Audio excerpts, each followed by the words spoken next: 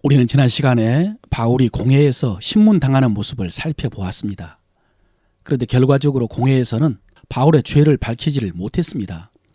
오히려 사내들인 공회원인 바리새인과 사두개인들이 바울을 사이에 두고 싸웠습니다. 그 모습을 보고 천부장은 바울이 해를 당할까 봐 바울을 다시 영내로 옮겼습니다. 그리고 밤이 되었습니다. 그런데 그 밤에 이런 일이 있었습니다. 11절에 그날 밤에 주께서 바울 곁에 서서 이르시되 담대하라. 네가 예루살렘에서 나의 일을 증언한 것 같이 로마에서도 증언하여야 하리라 하시니라. 이 말씀입니다. 여러분, 제가 요즘에 자주 암송하고 계속 묵상하는 호몰로기아 말씀이 시편 16편 8절입니다. 내가 여호와를 항상 내 앞에 모시며 그가 나의 오른쪽에 계심으로 내가 흔들리지 아니하리로다. 이 말씀입니다.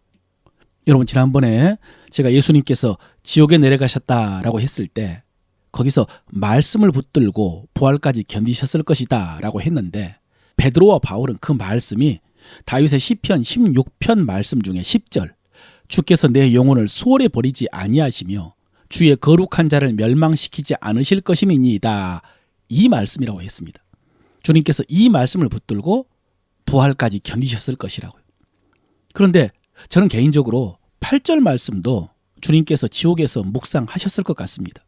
내가 여호와를 항상 내 앞에 모시며 그가 나의 오른쪽에 계심으로 내가 흔들리지 아니하리로다. 이 말씀을 묵상하면서 지옥에서 사흘 동안 하나님의 구원을 기다리셨을 것 같습니다.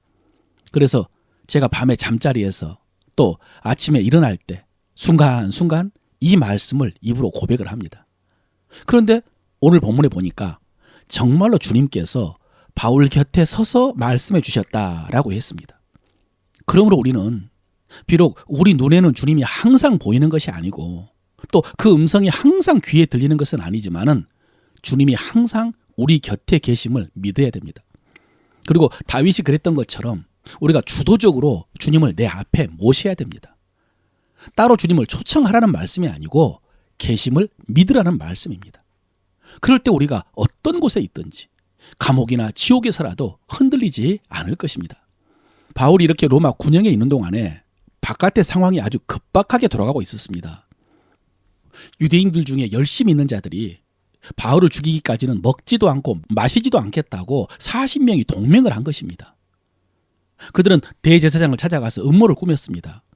바울에게 더 물을 것이 있다고 공회 출두를 요청하면은 그들이 중간에 매복에 있다가 바울을 죽이기로 한 것입니다.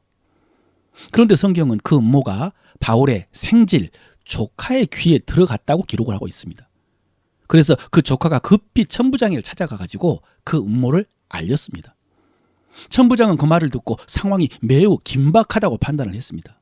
그래서 그날 밤에 급히 군사를 조직해서 바울을 가이사라로 호송을 했습니다. 가이사라에 로마 총독청이 있기 때문에 총독에게로 보낸 것입니다.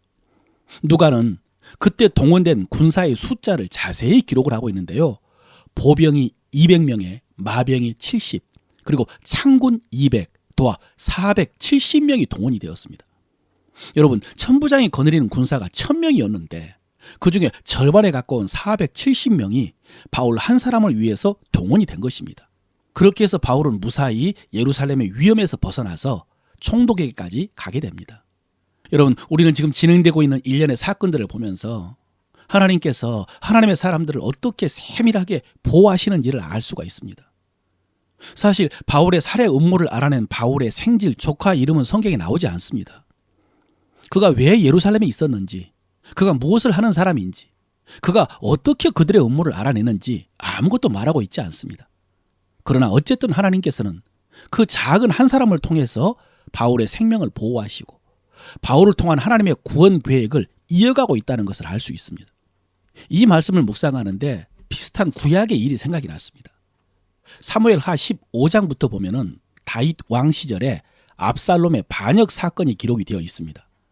그 반란도 바로 이곳 예루살렘 다윗 성에서 일어난 일입니다. 여러분, 압살롬은 다윗의 아들로서 다윗 왕의 특별한 사랑을 받았습니다. 그리고 백성들 중에서도 압살롬을 따르는 사람들이 많았습니다. 그런데 그가 시간을 기다리지를 못하고 스스로 왕이 되겠다고 반역을 일으켰습니다. 그리고 많은 백성들과 신하들이 압살롬의 반역에 가담을 했습니다. 다윗 왕은 그야말로 왕궁에서 버선발로 도망을 가야 했습니다. 그런데 특별히 압살롬의 반역에 동참한 자 중에 아히도벨이라고 하는 모사가 있었습니다. 그가 얼마나 대단한 전략가였는지 다윗은 그가 압살롬 편에 있다는 소식을 듣고 절망할 정도로 뛰어난 사람이었습니다. 아히도벨의 의견을 듣고 하나님께 물으면은 하나님의 응답도 똑같을 정도로 지혜가 뛰어났습니다.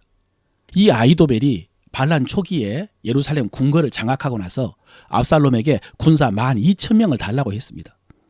지금 기습을 하면 다윗 왕을 완전히 제압할 수 있다고 판단한 것입니다. 그것은 참 좋은 작전이었습니다. 압살롬과 다른 신하들도 그 작전을 좋게 여겼습니다. 만약에 정말로 그 작전이 실시되었으면 다윗의 운명은 달라졌을 것입니다. 그런데 갑자기 압살롬이 후세의 의견도 들어보자고 했습니다. 후세는 사실은 다윗을 따르는 신하였습니다. 후세는 아히도벨의 작전이 좋지 않다고 했습니다. 다윗은 용맹한 왕이고 그 곁에 있는 군사들도 용맹한 자들이 많기 때문에 기습보다는 모든 이스라엘 백성들을 거느리고 가서 쳐야 된다라고 주장을 했습니다. 그 순간 압살롬은 후세의 말을 아히도벨의 말보다 더 옳게 여겼다고 했습니다. 그래서 후세는 시간을 벌었고요. 두 사람을 다윗 왕위로 보내가지고 빨리 요단강을 건너서 피하라고 연락을 했습니다. 그런데 그 두 사람이 가다가 발각이 되었습니다. 그래서 두 사람은 급히 어떤 집의 우물 속에 숨었습니다. 그러자 그 집 주인인 여자가 그 우물에 덮개를 덮고는 그 위에 음식을 얹어 놓았습니다. 그리고 압살롬의 군사들이 곧바로 그 집에 들이닥쳤는데 그 두 사람을 찾지를 못했습니다. 덕분에 두 사람이 다윗 왕에게 소식을 전할 수 있었고 다윗 왕은 무사히 강을 건널 수 있었고 자기 계획이 성공하지 못한 것을 안 아히도벨은 목을 매서 자살을 해버렸습니다. 여러분, 이 상황은 참 급박한 상황이었습니다.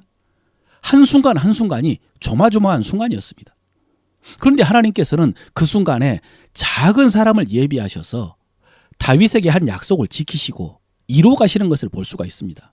특별히 여러분, 아까 그 우물에 덮개를 덮은 여인의 일은 정말 작은 일처럼 보입니다. 그 위에 곡식을 널어놓아가지고 평범하게 보이도록 한 것입니다. 만약에 그 여인의 행동이 없었다면 다윗은 죽고 압살롬이 왕이 되었을 수도 있습니다. 그러면 다윗을 통한 하나님의 구원 계획은 어떻게 되는 것입니까? 물론 하나님의 구원 계획이 실패할 리 없습니다. 그러나 어쨌든 중요한 것은 하나님께서 그렇게 구원 계획을 이루어 가실 때에 정말로 이름도 없는 한 무명의 여인을 통해서 하셨다는 사실입니다. 그렇다면 여러분, 우리 인생 속에는 이런 사람이 없었겠습니까? 하나님께서 우리 인생 속에서 이런 사람들을 몇 명이나 사용하셔서 여기까지 우리를 인도하셨을까요? 여러분, 우리 중에 누구도 자기 혼자의 힘으로 여기까지 온 사람은 없습니다. 가족은 물론이고 친구, 동료, 이웃 등등 수많은 사람들이 있었습니다. 하나님께서 오늘의 우리를 세우기 위해서, 우리를 만드시기 위해서, 또 우리를 통해서 이루기 원하시는 하나님의 그 위대한 구원 계획을 위해서 오늘 바울의 조카처럼, 다윗에게 이름 모를 여인처럼, 정말로 이름도 기억하지 못하고 얼굴도 모르는 수많은 사람들을 사용하셨을 것입니다. 또 반대로 어떤 사람을 위해서 하나님께서 우리를 사용하셨을 것입니다. 이 믿음이 여러분에게 있으시길 바랍니다. 여러분, 앞서 10절에서 하나님이 들려주신 말씀이 있습니다. 담대하라. 네가 예루살렘에서 나의 일을 증거한 것 같이 로마에서도 증언하여야 하리라. 여러분, 이것이 하늘에서 이루어진 하나님의 뜻입니다. 하나님의 계획입니다. 이 뜻을 위해서 하나님께서 땅에서 사람들을 사용하셔서 그 뜻을 이루어 가십니다. 마찬가지로 우리가 잘 아는 로마서 8장의 말씀. 그러나 이 모든 일에 우리를 사랑하시는 이로 말미암아 우리가 넉넉히 이기느니라. 이 말씀도 하나님께서 우리에게 주신 약속의 말씀이고 하늘에서 이루어진 하나님의 뜻입니다. 이 뜻이 우리의 삶 속에서 이루어지기 위해서 하나님께서 예비하신 도움의 손길이 오늘도 우리와 함께 하실 줄로 믿습니다.